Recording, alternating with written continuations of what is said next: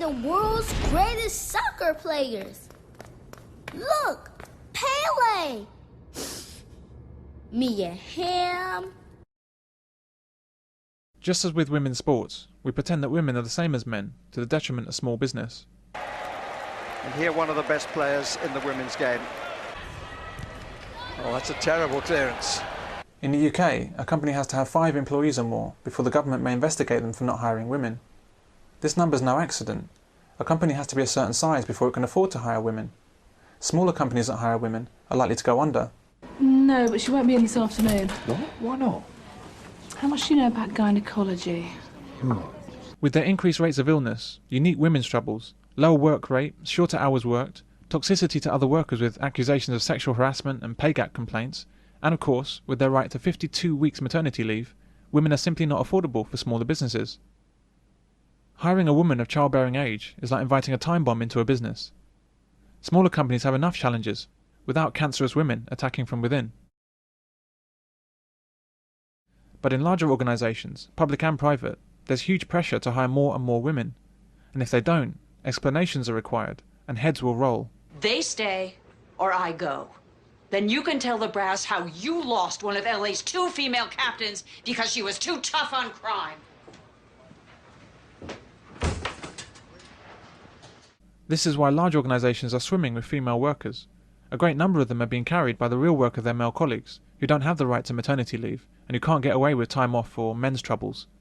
The size of the business hides their relative lack of productivity, and enables it to manage the toxicity of female employees.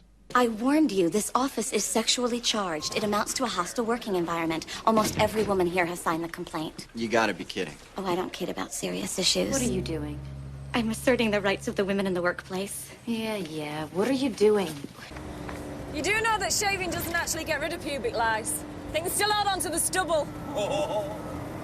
You bastards! You're lucky they didn't whack a load of aftershave down there. That would sting. It's also highly flammable. You could have been running around with your balls on fire. If the men were laughing about her breasts being on fire, would she laugh along? Or would the fire brigade and every fireman on that truck be up on charges?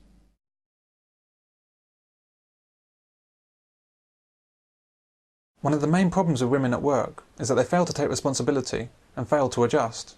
They expect the job to adjust to them, and society supports this female attitude.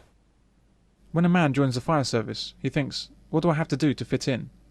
A woman thinks, how can I change the job to suit me? Chief, in my last house they gave me my own sleeping quarters. No problem. And they also gave me my own bathroom. Look, you want to fight fires with these guys, right? Side by side, life and death. Right. Well, then maybe you should figure out where and when to take a shit. Could you imagine the stink it would cause if I called headquarters and said I was getting the cold shoulder from Chief Riley over something as stupid as a personal hygiene issue? Thanks.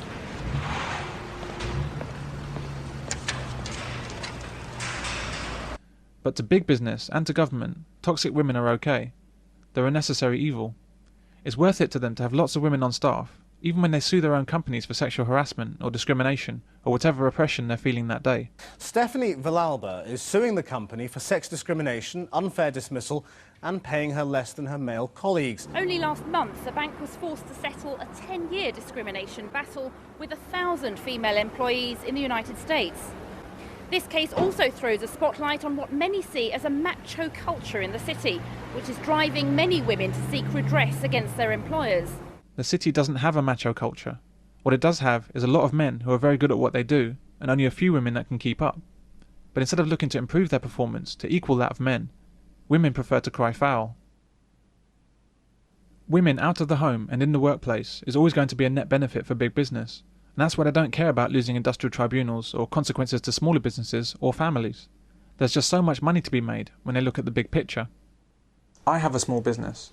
I'm not saying that I wouldn't hire a woman, but if I had a choice between hiring a woman of childbearing age and cutting out my own kidneys with a spoon, I'd have to get back to you on that.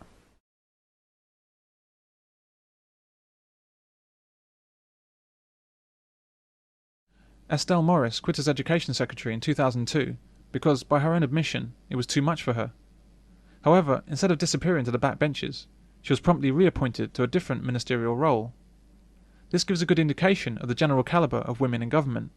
How many more qualified men were bypassed to put a self-confessed incompetent in place so that Labour could show it had some senior females in the party? And what are the consequences of all women shortlists for Parliament? And in order to allow progress on women's representation in the House to continue, we'll extend the permission for all women shortlists for parliamentary selection until 2030. I'm also concerned about women-only lists for Parliament because effectively if you get a woman that comes from a female-only list in Parliament, you're going to get substandard people. We don't get the best candidate, we get the best female candidate. Labour says they need to have these lists in order to get more women into politics. Yeah, well, we've got to get more women into politics. If women don't want to go into politics, why should we push them into it? If women don't want to go out to work when they've had their babies, why should they be pushed into it? But you get Labour ministers usually turning around and in fact outrageously said about a year ago that if women don't go back out to work, that their education has been wasted. Well, if I was a young woman and I've got kids, I'd be outraged to hear that. Why should I be forced to go out to work because a female minister says that I should go out to work?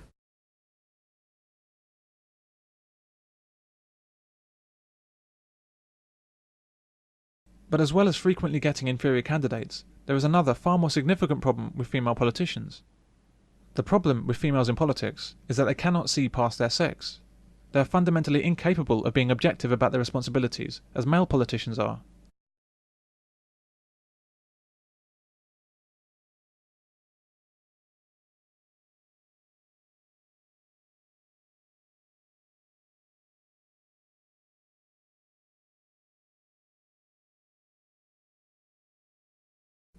Take this member of the European Parliament. Hello, I'm Mary Honeyball. I'm a British MEP. I'm from London.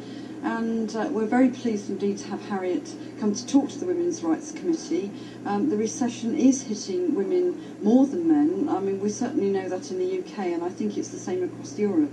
So it's very important that the Women's Rights Committee discusses this matter, and we're very pleased indeed to have Harriet with us to do that. This woman is supposed to be representing all the people of the UK, but she's clearly only representing women.